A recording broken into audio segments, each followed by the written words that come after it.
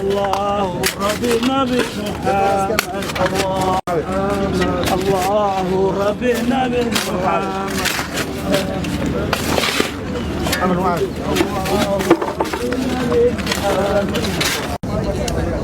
بسم الله الرحمن الرحيم والصلاة والسلام على رسول الله سيدنا محمد على آله وصحبه وسلم إنا لله وإنا إليه راجعون إنا لله وإنا إليه راجعون وحنا نوقف هذا يا حكومة الدولة الفدرالية الصومالية يوجد ذي طبعا قابضة آسك قرن رئيس الوزراء ومقعابي وحنا مركوب الرئيسة تحسود دريا الله ونحرسته ولكن عبد الرحمن عمر عثمان كبيريسو وها قف قارئ waxaan doonayaa inaan taxsuud diro dhammaan shacbinaha Soomaaliyeed qoyskii iyo qaraabadii iyo ubadkii iyo ehelkii iyo waalidkii dhammaantoodba ilaahay waxaan leeyahay sabir iyo iimaan ay naga siiyo Allah ha u naxariisto ilaahay su'aasha ha u fududeeyo Cabdiraxmaan waxa uu ahaa shakhsi aad u wanaagsan oo afgaaban oo af iyo adilba dadka muslimiinta ay ka nabad galeen shakhsi karaamo leh oo ahaa qof saaxiibtinimo wanaagsan buu ahaa qof aan cidnaba dhibaato u geysanin buu ahaa aniga intii xukuumadda la dhisay khaasatan xiriir dhow ayaanu lahayn oo walaaltinimo saaxiibtinimo oo wada shaqayneed hadduu golaha wasiirada ka tirsanaa iyo hadduu xukuumadda gobolka banaadir iyo duqa magaalada muqdisho ahaaba qof aad iyo aad sharaf u leh oo edeb leh oo akhlaaq leh oo sifooyinkii qofka muslimka lagu sheegi jiray dhammaantiin leh buu ahaa waxaan ilaahay u baryaynaa inuu u naxariisto su'aasha u fududeeyo jannatul firdawsana ku Cabdiraxmaan wuxuu soo halgamay dalkiisa wuxuu waqti badan iyo tacab badan ba geliyay in dawladnimo iyo nabad iyo deganaansho dalkiisa ka islaaxaan magaaladiisa ka islaaxaan xamar uu guntaday naftiisu u huray آخرkiina waa uu kaga dhabeeyay wixii ummadda Soomaaliyeed iyo dadkiisaba uu la qaban lahaa ama uu u qaban lahaa intuu nool yahay inuu qabto taa marxaatibaynu ka wada ahayn waa uga marakacaynaa waxaanu leenahay walaal weyn oo qaali ah baa inaga baxay ilaahay sabir iyo iimaan hay naga siiyo inteena kale oo ummadda Soomaaliyeed ah mas'uuliyiinta ah dawlad iyo shicibba waa in tacabkii iyo shaqadii uu hayaan si laban laabnaa suurta gelinaa in aynu dalkeena ka asaasno nabad islaaxda magaalada xamar oo caasimadii dalka aynu nabad islaaxda ka asaasno qof walba Soomaaliyeed ku noolaan karayo niyadda iyo nabdigaba siin karayo waxaynu ku sugootiinaa walaalkeen aaska qaran iyo ducada qaran waxa jiri doonto oo kale oo madaxweyne farmaajo ku baaqay in saddex shirkadii baroordiiq qaran loo sameeyo kelmadaha ku munaasibka ah madaxweynaha ra'iisul wasaaraha asxaabta ehelka qaraabada laga oran doono xafladaas hadii ilaahay yiraahdo waxa leeyahay ilaahay walaalkeen ha u naxariisto waxa inooga aadan oo kaliya in aynu u dacayno waxa kale oo doonaya inaan munaasabadan uga faa'iideysto inaynu cafino dhammaanteen qof kasta oo wax u sheeganayay hadduu jiro waxaan ka codsanaynaa aynu cafino aynu iscafino ilaahay aynu u barino inuu u naxariisto innagana markaan miiqaamkiisa gaadhno ilaahay inooga daba naxariisto waad mahadsantihiin assalaamu calaykum waraxmatullaahi wabarakaatuh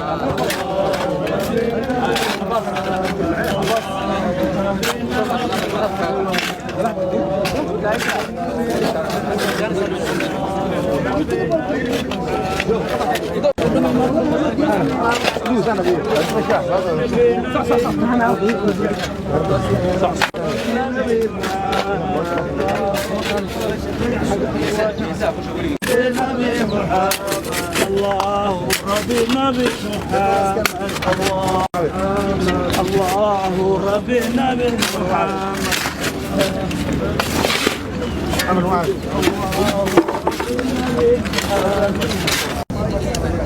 بسم الله الرحمن الرحيم والصلاة والسلام على رسول الله سيدنا محمد على آله وصحبه وسلم إنا لله وإنا إليه راجعون إنا لله وإنا إليه راجعون وحنا نوقف هذا يا مقع حكومة دولة فدرال الصومالية يوجد طبعا قابضة آسك قرن رئيس الوزراء ومقع عابي وحنا مركوب الرئيسة تحسود دريا الله ونحرسته ولكن عبد الرحمن بن عثمان جبريليسو وها قف قارئ waxaan doonayaa inaan taxsuud diro dhammaan shacbinaha Soomaaliyeed qoyskii iyo qaraabadii iyo ubadkii iyo ehelkii iyo waalidkii dhammaantoodba ilaahay waxaan leeyahay sabir iyo iimaan ay naga siiyo Allah ha u naxariisto ilaahay su'aasha ha u fududeeyo Cabdiraxmaan waxa uu ahaa shakhsi aad u wanaagsan oo afgaaban oo af iyo adilba dadka muslimiinta ay ka nabad galeen shakhsi karaamo leh uu ahaa qof saaxiibtinimo wanaagsan buu ahaa qof aan cidnaba dhibaato u geysanin buu ahaa aniga intii xukuumadda la dhisay khaasatan xiriir dhow ayaanu lahayn oo walaaltinimo saaxiibtinimo oo wada shaqayneed hadduu golaha wasiirada ka tirsanaa iyo hadduu xukuumadda gobolka banaadir iyo duqa magaalada muqdisho ahaaba qof aad iyo aad sharaf u leh oo edeb leh oo akhlaaq leh oo sifooyinkii qofka muslimka lagu sheegi jiray dhammaantiin leh buu ahaa waxaan ilaahay u baryaynaa inuu u naxariisto su'aasha u fududeeyo jannatul firdawsana kuwi Cabdiraxmaan wuxuu soo halgamay dalkiisa wuxuu waqti badan iyo tacab badan ba geliyay in dawladnimo iyo nabad iyo deganaansho dalkiisa ka islaaxaan magaaladiisa ka islaaxaan xamar uu guntaday naftiisu u huray آخرkiina waa uu kaga dhabeeyay wixii ummadda Soomaaliyeed iyo dadkiisaba uu la qaban lahaa ama uu u qaban lahaa intuu nool yahay inuu qabto taa marxaatibeenu ka wada ahayn waa uga marakacaynaa waxaanu leenahay walaal weyn oo qaali ah baa inaga baxay ilaahay sabir iyo iimaan hay naga siiyo inteena kale oo ummadda Soomaaliyeed ah mas'uuliyiinta ah dawlad iyo shicibba waa in tacabkii iyo shaqadii uu hayay aan si laban laabnaa suurta gelinaa in aynu dalkeena ka asaasno nabad islaaxda magaalada xamar oo caasimadii dalka aynu nabad islaaxda ka asaasno qof walba Soomaaliyeed ku noolaan karayo niyadda iyo nabdigaba siin karayo waxaynu ku sugootiinaa walaalkeen aaska qaran iyo ducada qaran waxa jiri doonto oo kale oo madaxweyne farmaajo ku baaqay in saddex shirkadii baroordi qaran loo sameeyo kelmadaha ku munaasibka ah madaxweynaha ra'iisul wasaaraha asxaabta ehelka qaraabada laga oran doono xafladaas hadii ilaahay yiraahdo waxa leeyahay ilaahay walaalkeen ha u naxariisto waxa inooga aadan oo kaliya in aynu u dacayno waxa kale oo doonaya inaan munaasabadan uga faa'iideysto inaynu cafino dhammaanteen qof kasta oo wax u sheeganayay hadduu jiro waxaan ka codsanaynaa aynu iscafino ilaahay aynu u barino inuu u naxariisto innagana markaan miiqaamkiisa gaadhno ilaahay inooga daba naxariisto waad mahadsantihiin assalaamu calaykum waraxmatullaahi wabarakaatuh